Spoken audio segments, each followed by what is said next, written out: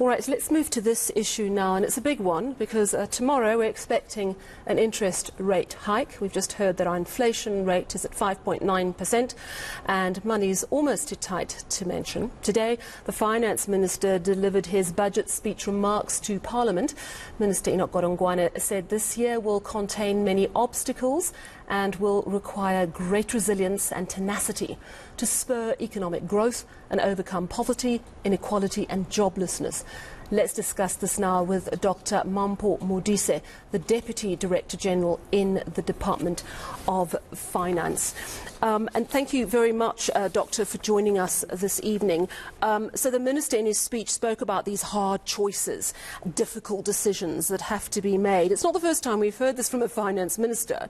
I'm wondering if you could tell us what is the hardest choice that Treasury is grappling with, and is it the public servants who want a 12% increase this year, and it is something that we just can't afford? Good evening, and good evening to your viewers, and again condolences to the Moranes family. I think what has always been a difficult trade-off for the National Treasury is balancing fiscal consolidation and the spending pressures that continue to rise and demand some of this money that the limited resources that we have. So I think when we go through the next process as the National Treasury, we have to look at how can we assist the departments to use the limited resources effectively, not to affect service delivery, but also how do we ensure that our fiscal position remains intact and we stabilize the debt. So that balancing act is what the Minister has been referring to. Yeah. So let me just ask you what the hardest choice is going to be this year. Is it the public servants who are quite clear they want a 12% increase? And we know that this budget is very much predicated on not giving them such a massive increase. Is that going to be one of the tough choices that has to be made this year? Certainly, and it's one of many that we have to consider. We also have to consider the fact that the current 350 grant is coming to an end. We also have to consider that there's the KZN drought. How are we going to fund or fully fund the infrastructure that has been damaged? As I'm saying, there's several spending pressures that always come up, and we need to make a decision, or we need to make a balancing act on which ones get funded. But certainly, the current demands on the table are not sustainable. What we did in the budget, we added about 20.1 billion into the wage bill, and basically that's what we have in the system. So that's what we will be working with. But as before I preempt the outcome of the wage negotiations, the Minister of Finance and DPSA are still in engagement with the unions to, and hopefully we're going to get an outcome soon. Right. I want to speak to you about Kwazulu-Natal. Just a little earlier, we spoke to Dr. Imtiaz Suleiman, and I asked him where the greatest problems are a month post the flooding. And he said the biggest problem is that there are 40 to 50,000 people who have not yet been able to make a start on new homes. He spoke to government systems being slow. He said funding might be a bit of a problem. And we know that the money is going to come through the disaster the release of money from disasters which come through from Treasury.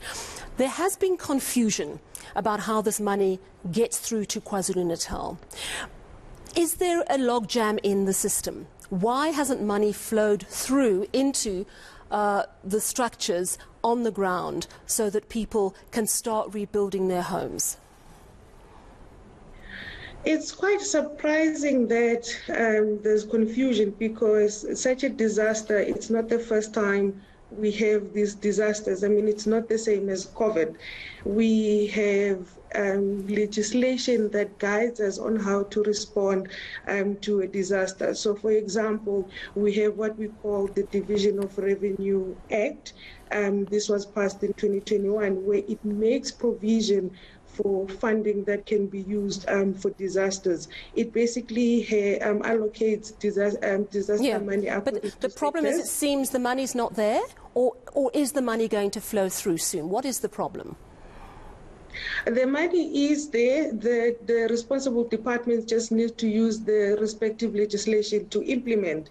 We have also condoned some of the spending for the disaster, and that was shared by the department, so they should be able to spend the money.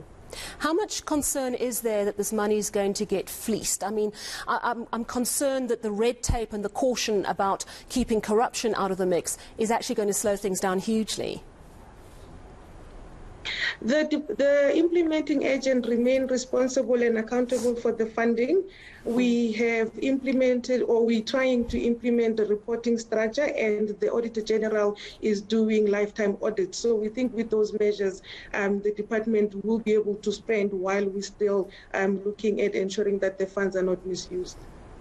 So tomorrow it's very likely we're going to see another interest rate hike. For 3 months now we've been right at the top of that inflation band at 5.9%. I wonder how concerned is Treasury that the cost of living is just getting too high for most South Africans. And I ask that in a global context where we're seeing even wealthy countries such as the United Kingdom, people are really, really battling. How concerned is Treasury about the cost of living rises? And how prepared are you to make further interventions, perhaps, to ease the burden? I mean, of course, Treasury will always be worried about the cost of living. The inflation increases not only affect the budget, but it also affect how we do the allocation. So it's part of those assumptions that we have. But basically, we have been looking at the implications not only of inflation, but also on electricity prices, petrol prices, and where we can and we have resources, we always intervene. I mean, we've already intervened for the petrol price for the 2 months, and that's what we could afford at that time. But we're always cautiously looking at these implications and adjust our proposals as and when the need arises. I'm glad you mentioned the petrol price. There was that tax reprieve of R1.50 per litre, but that's coming to an end at the end of this month. Is it going to be extended, or will your measures, because I know that there's a process underway with yourselves and the Department of Mineral Resources to look at cutting the measures, to cutting the margins rather, are you going to extend that tax break for another month until those further measures come into place? As things currently stand, no, we will not be extending it for the next month, but the work continues, as you said, to review the levies. Okay, so when would those issues come in? Because, I mean, at this rate, we've got an interest rate hike coming in tomorrow, another one. And then the petrol price is going to go sky high in June because that tax cushion is going to end. Look, it depends on how fast we can do the reviews and whether the proposals are implementable. But the guys that are working on this, they are pushing with the department. But this is not my area. But the point is that we're trying to see of these levies that we have, how much can we take out of the fuel levy. All right, at least it's under discussion. I have to ask you one last question. Treasury Director General Dondo Mogajane, he leaves at the end of June.